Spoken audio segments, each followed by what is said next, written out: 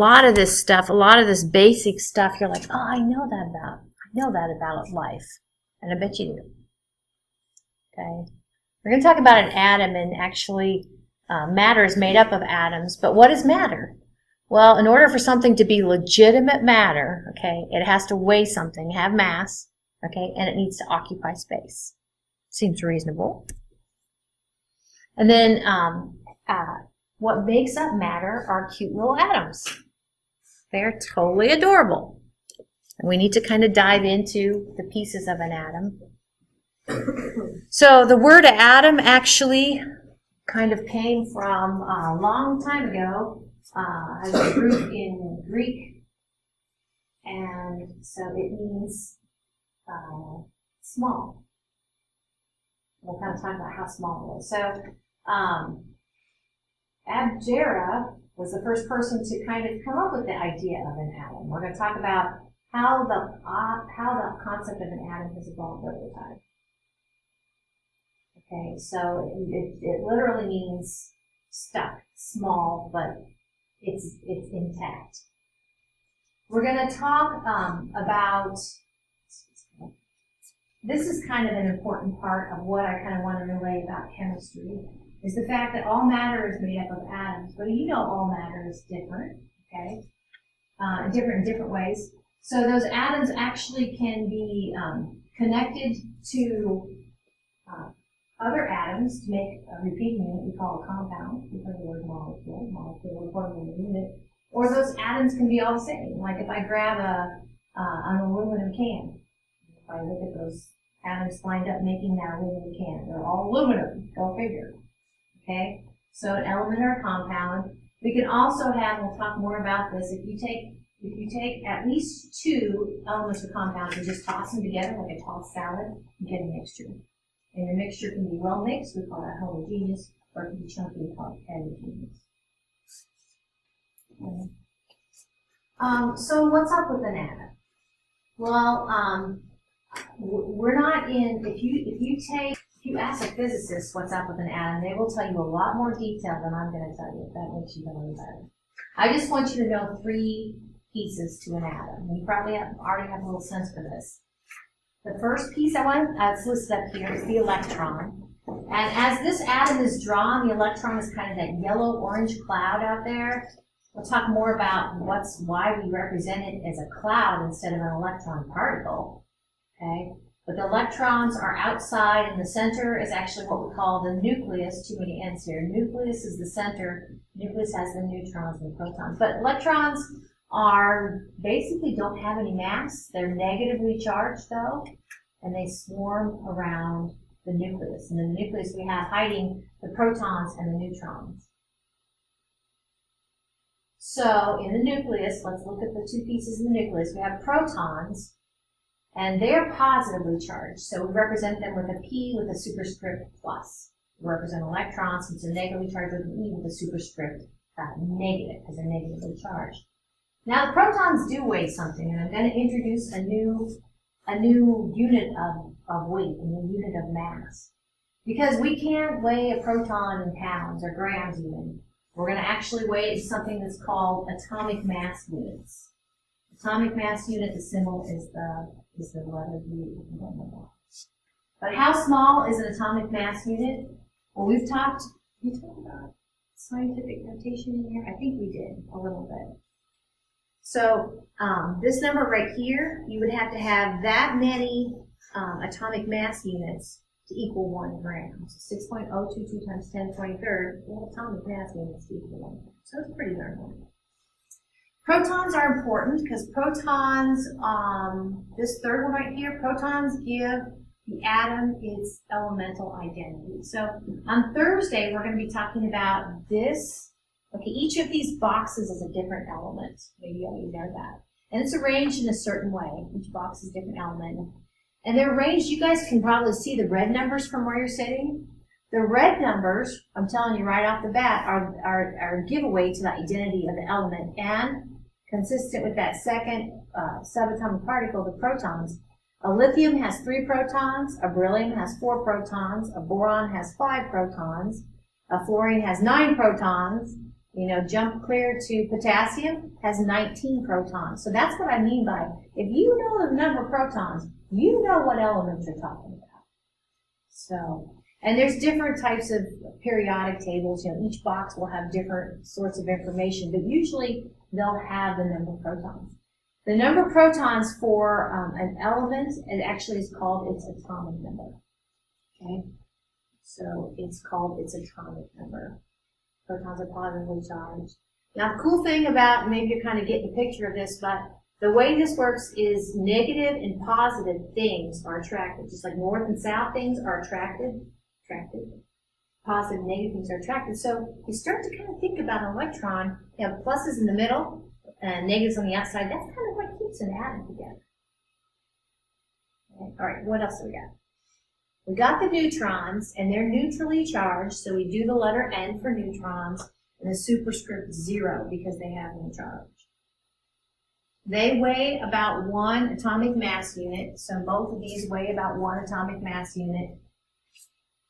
And I said that the negative electrons are stuck to an atom because of its charge and being drawn to the positively charged protons. Well, along those lines, positively charged protons in that nucleus, they wouldn't want to coexist because pluses and pluses would repel. So actually the neutrons just kind of, they're like Switzerland. They kind of keep things neutral in there and let those positively charged protons coexist. So I have a few videos. This is one of the few videos.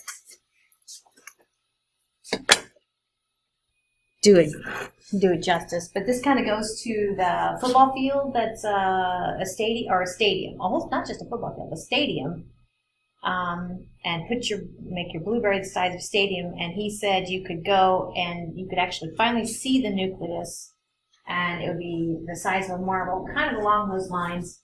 You have a 10-story building, and you climb to the 5th story, then the closest electrons are kind of at the edge of your building, up and down. So anyway, it's just crazy. And so nothing that we've ever seen is really drawn to scale. If this is the nucleus and this is the electron cloud, like, okay, nice try, but that's not, relatively speaking, how that works. But so I have another video to show you here in a minute. It's going to talk about how over time what we know about electron has changed. So this is going in order from this blob to kind of the green one. This is the most modern look at the atom. So Dalton actually came up with the idea that, and it wasn't a new idea, but he came up with scientific method was in place and everything. He came up with his laws of atomic theory.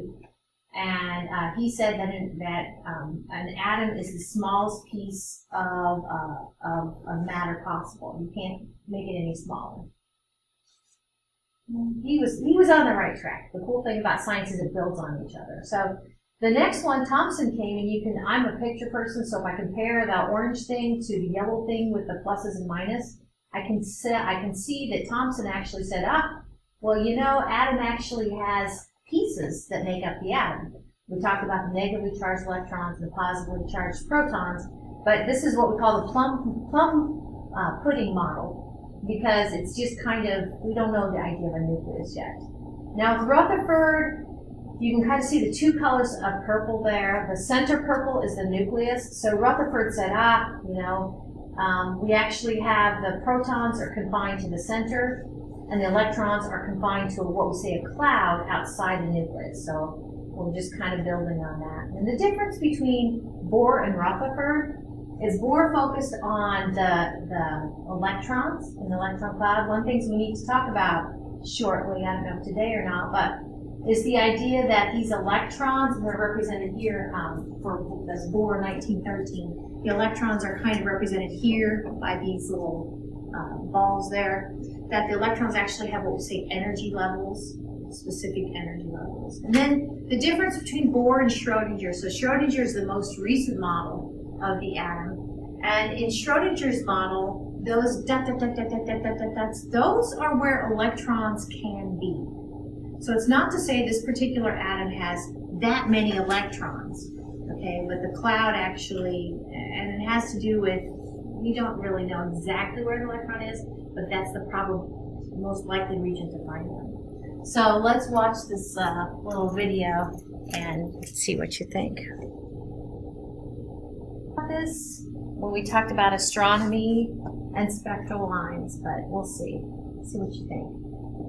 So oftentimes when we draw, kind of like you saw with the Bohr model, when we draw an atom, we can kind of say this is the nucleus, okay, with protons and the neutrons, okay, and these are what we call energy levels. Okay, so we have electrons outside the nucleus, and we say an electron can be here, and by the way, we're increasing energy as you go up. We can say an electron can be here, or an electron can get energy. Sorry, I'll do it this way. This particular electron, as I've drawn it, I'll make it a little bit bigger.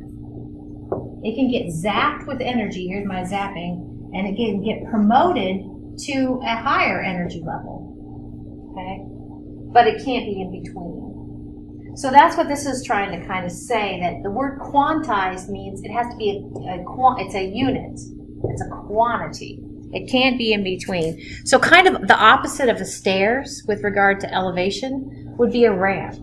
So in other words, a ramp would say, oh, the electron can have this energy or this energy. Nope. It can have this energy, or this energy, and that's it. And that gives us some kind of interesting phenomenon. Actually, you're going to see a slide here in a minute related to stars. But, so this is kind of trying to show you what I showed you, where the center, you see the plus, that's the protons and the neutrons, that's the nucleus. And these rings are, would be, I guess the farther you go out are what we call excited possibilities for electrons to have that much energy. So, what does that do for us or mean for us? So this is kind of showing you the possibilities. So this is the zap. You see the red is the zapping energy, adding energy, and you can see the promotion. That little red thing is the electron being promoted to a higher energy. But the point here, and it says it in the slide, is it has to be a specific energy. And we talked about different forms of electromagnetic radiation energy. So the way this works, I'll just kind of pick on light. Remember we talked about, did we talk about this yet? Oh man, I get my, there's visible light. Sometimes we talk about this in astronomy. And then we have different energies. We have, these are more energetic, more energy. This is less energy.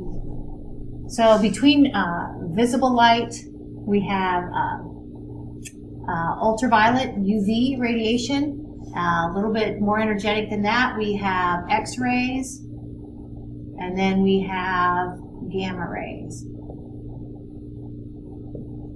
I think that this is in this class in my physics unit. Okay, so visible light, a little bit less energy than visible light. We have infrared, IR, infrared energy. A little bit less energetic than that, we have microwaves. And a little bit less than that, we have radio waves. And as I've drawn these energies are all a family called electromagnetic radiation. Okay. So if I hone in on visible light, we know we can take visible light and use a prism to make the colors of the rainbow. So actually, I'm going to take the colors of the rainbow, and I'm going to start here as red. Okay, notice I'm starting here, the least energetic color of the rainbow, and then I'm going to go orange, O for orange, and I'm going to go Y for yellow, and I'm going to go G for green, and I'm going to go blue for indigo, and I'm going to go B for blue, sorry, I for indigo, and V for violet. My point, and this is why I kind of brought this, is these are 7 different energies. These are different energies. I mean, we see them as colors, but they're different energies. They're totally different energies. So in other words, then, it might take, for instance, red. Red color, that might be the little squiggle there. That might be the energy required to just promote that electron up. It might be. Or it might be green, or it might be blue. Okay? But it's a particular step, a particular jump. Not too much. No. It has to be enough. Can't be too much. So that's kind of how that works. So over here then, you see the little colors of the rainbow, and they're in the colors I drew them up there. By the way, there's a mnemonic device. I don't know if I've mentioned it yet, but as I've drawn these from, this is the most energetic, most E, most energy violet. This is the least energy red. If you go backwards, like, how do I say this? The Roy is his first name, G is his middle initial, and B-I-V, I've never met anybody with the last name Biv, but I assume it's possible. If you remember that mnemonic device, Roy G. Biv, then each one of those letters represents a color. And in this case, I've kind of thrown it around, haven't I? In this case, as I've written the Roy G. Biv, the mnemonic device, this is the least energy for red, and violet is the most energy. So I kind of had to flip it around. Okay, so here's the deal now. Can you kind of see the Roy G. Biv, the red, orange, yellow, green, blue, indigo, whatever that is. Violet's like a purple. Historically, I think we got they inserted an indigo because, is this right? This was right. Newton wanted 7 colors instead of 6. I don't know if that's true or not. But do you see these bytes taken out of the light? So for instance, that was a specific energy that an electron used to step up, and it absorbed that energy. Here was another energy. Electron moved up to absorb that energy. A specific color of light, a specific energy. And it's related just to this distance for this particular element. Okay, so that's what we call absorption spectra. Now the difference here, you can't see it very well. The difference here, this is like if you've kind of done stuff with old photography, you used to get your pictures and your negatives back. These are the negative of each other. And notice that this is sucking up the energy, okay? And this is actually emitting the energy at those same lines. So there's this line stuck up, here's the line emitted. Here's the line stuck up, here's the line emitted, line stuck up, line emitted, line stuck up, line emitted. This down here actually would be if the electron was already excited and as it's stepping down, it emits that particular wavelength, that particular color, that particular energy. That is so cool. And this actually, these are what we call spectral lines. And I think we might have talked about them in astronomy. And they are a fingerprint of what element is being excited. They are a fingerprint of the identity of the atom.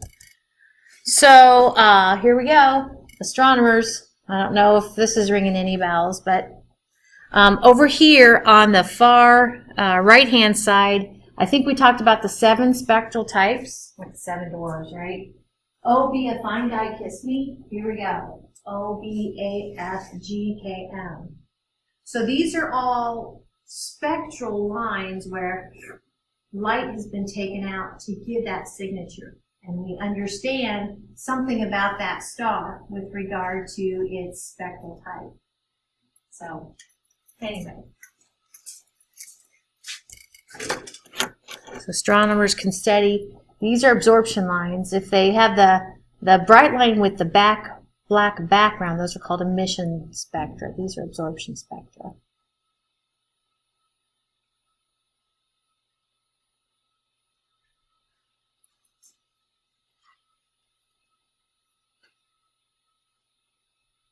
Okay, so one of the things with regard to emitting light, so the emission of light it happens when an electron has been promoted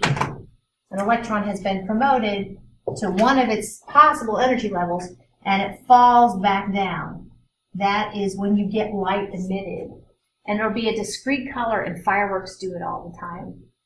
So what happens is for a particular atom of their metals that make us great fireworks, they basically send them to upper elevations, and then they excite the electrons around the atoms with probably heat. And then as they fall back down, that's when we get that particular light emitted. That's the way fireworks work. Here's another one for you. And again, it kind of goes back to astronomy. I've never seen a show like this. Would be scary if we walked out our back door and the nighttime sky looked like this, right? But some of you guys have probably heard about the Northern Lights, and that's what that is. So Northern Lights, you have to go to the North Pole. Southern Lights, you go to the South Pole. And what's happening is the sun has been extra active, and it has sent its charged particles that the Earth's atmosphere can't accommodate, and so they kind of eke in at the polar regions. And so that is a similar phenomenon. So I think that's a good place to stop. At least just a few slides for to kick us off on the Monday before spring break. Yes, there is class. So.